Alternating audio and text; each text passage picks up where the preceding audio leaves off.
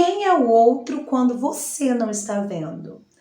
Olá, para você que não me conhece, chegou aqui nesse canal de paraquedas, seja muito bem-vindo.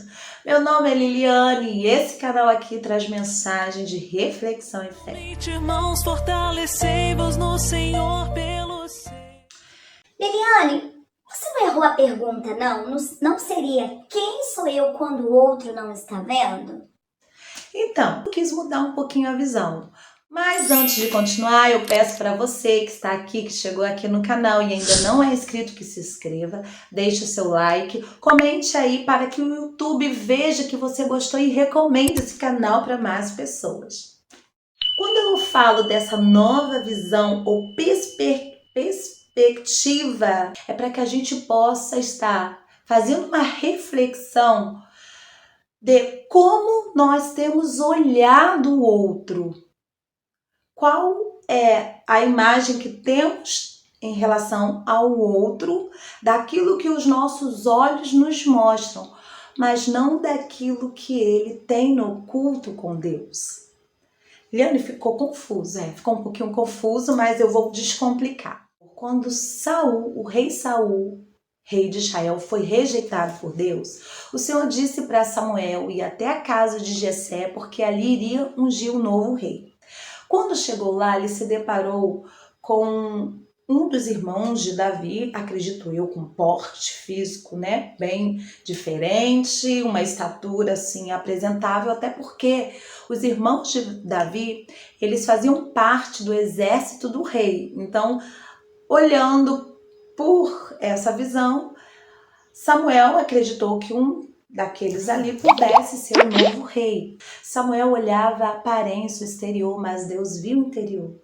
E Deus havia escolhido, era o menor da casa ali de Jessé, o mais novo, que estava lá cuidando das ovelhas do pai. O próprio Senhor Jesus, ele fez questão de falar dos fariseus. Os fariseus eram homens que tinham aparência de santidade, os religiosos da época, que se vestiam muito bem, mas que por dentro estavam contaminados. Por isso que o Senhor fez uma comparação desses fariseus com o sepulcro caiado. No ditado de hoje, por fora bela viola, por dentro pão bolorento. E ainda para acrescentar, o Senhor Jesus fala ali da oração do publicano e do fariseu. O fariseu, por se julgar melhor do que o publicano, ele fez uma oração onde ele, ao invés dele reconhecer as suas imperfeições, ele falava do outro. Senhor, muito obrigado por eu não ser como esse publicano. Já o publicano, ele olhava para si e ele falava dele, ele reconhecia a falência espiritual dele e falava: Senhor, tenha misericórdia. E a oração que foi ouvida, a do publicano, ele saiu dali justificado, enquanto o fariseu não. E para poder fechar, o Senhor Jesus, ele diz assim: cuidado com os lobos que estão vestidos de ovelhas, que têm aparência de ovelhas, mas são lobos.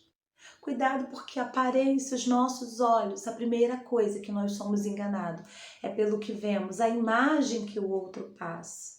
Foi feito um estudo onde eles conseguiram provar que a imagem da pessoa, ela faz com que homens consigam determinadas posições.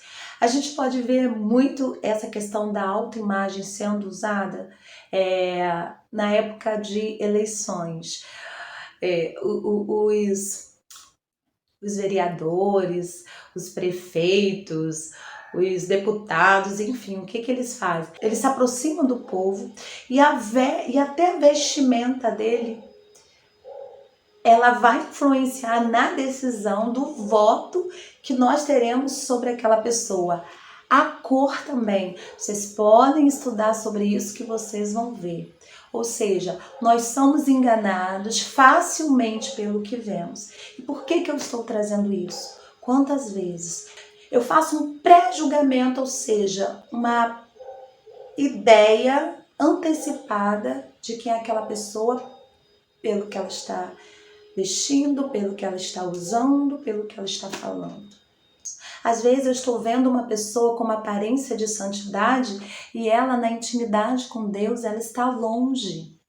E enquanto aquela outra que não tem uma vestimenta ou uma fala de acordo com o que eu considero certo, ela está mais próxima de Deus do que eu imagino.